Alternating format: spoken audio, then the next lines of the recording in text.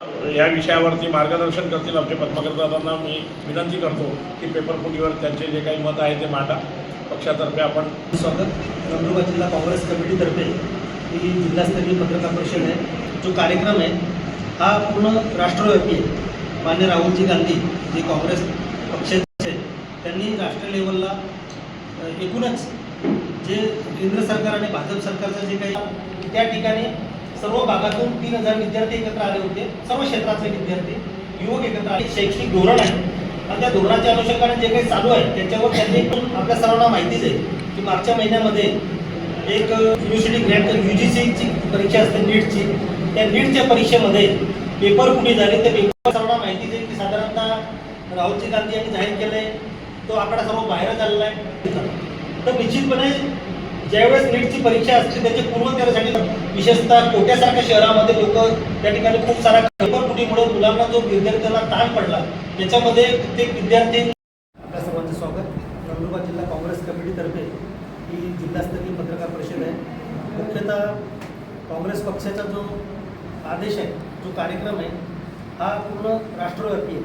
मान्य राहुलजी गांधी जे काँग्रेस पक्षाचे ज्येष्ठ नेते आहेत आणि लोकसभेचे विरोधी पक्षनेते आहेत त्यांनी राष्ट्रीय लेवलला एकूणच जे केंद्र सरकार आणि भाजप सरकारचं जे काही कामकाज आहे किंवा सरकारची जी धोरणं आहेत त्याच्या बाबतीमध्ये जाहीर त्यांनी आपलं मत मांडलेलं आहे. त्याचा जे कार्यक्रम म्हणून कोटा येथे रॅली घेतली.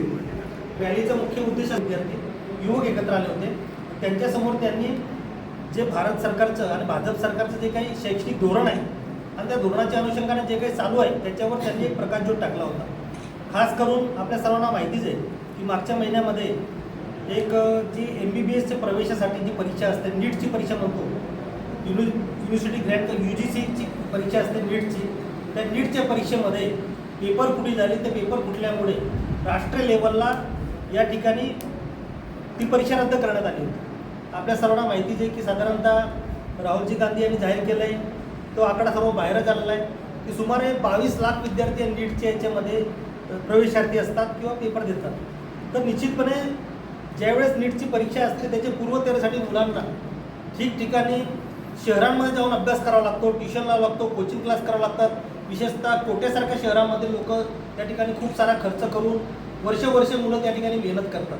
पूर्ण देशामध्ये मेहनत करतात आणि असा पेपर फुटीमुळे मुलांना जो विद्यार्थ्यांना ताण पडला त्याच्यामध्ये प्रत्येक विद्यार्थ्यांनी आत्महत्या केल्या. काही विद्यार्थ्यांनी असंतोष व्यक्त केला की अशा पद्धतीने जर आमची अशा प्रकारे पेपर फुटी होत असेल तर आमचं वर्षाचं पूर्ण मेहनत वाया जातं, पैसा वाया जातो, त्यांचं नियोजन वाया जातं आणि एकूणच त्याच्यामुळे त्यांची मानसिकता खराब होते आणि विद्यार्थी त्या ठिकाणी नीट परीक्षा असेल किंवा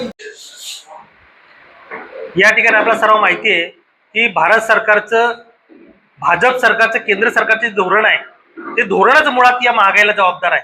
की जसं की गॅसचे या ठिकाणी किमती वाढल्यात, पेट्रोल डिझेलच्या किमती वाढल्यात, या ठिकाणी खतांच्या किमती वाढल्यात आणि एकूणच या सर्व जे इंधन आहेत ऊर्जा करणाऱ्या जे कंपन्या आहेत त्याच्या ठिकाणी महागाई वाढल्यामुळे इतर बाजारात सुद्धा फरक पडला आणि जे काय जीवनावश्यक वस्तू आहेत तेल असेल नंतर अन्नधान्य असेल त्याच्या किमती वाढल्यात आणि एकीकडे शेतकऱ्यांच्या किमती कमी झाल्या. शेतकऱ्यांच्या शेतीमालाला भाव नाही, मात्र मार्केटमध्ये आलेल्या ज्या वस्तू आहेत त्याला भाव वाढतायत कारण याला केंद्र सरकारची धोरणं जबाबदार आहेत, राज्य सरकारची धोरणं जबाबदार आहेत.